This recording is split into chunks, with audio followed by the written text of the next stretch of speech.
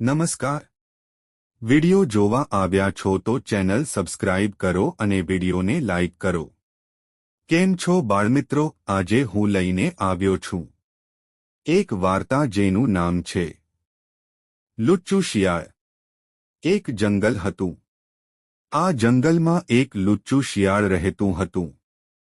તે બધા પશુપક્ષીઓની વસ્તુઓ ખાઈ જતું.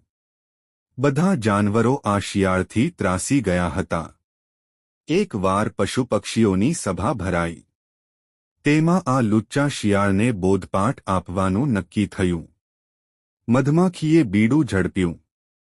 તેણે કહ્યું, હું આ શિયાળના ત્રાસમાંથી બધાને હોડાવીશ.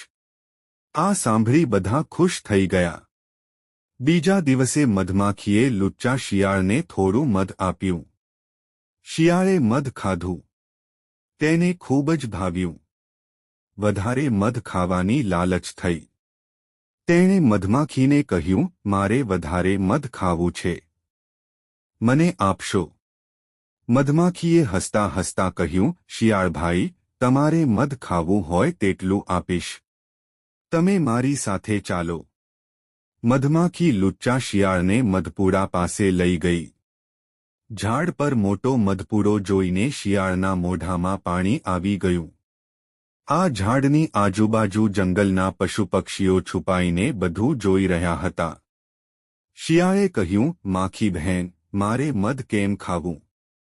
મધમાખીએ કહ્યું, અરે શિયાળભાઈ, એમાં શું? પહેલા માખીઓને ભગાડો ને પછી શાંતિથી મધ ખા.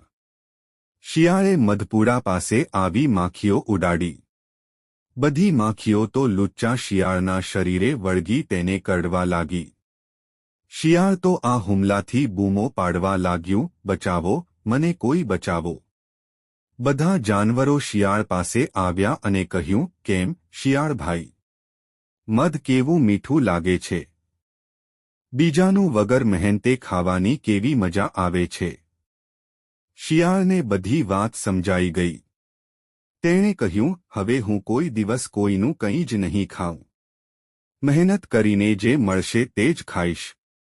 આ સાંભળી મધમાખીઓએ શિયાળભાઈને છોડી મૂક્યા.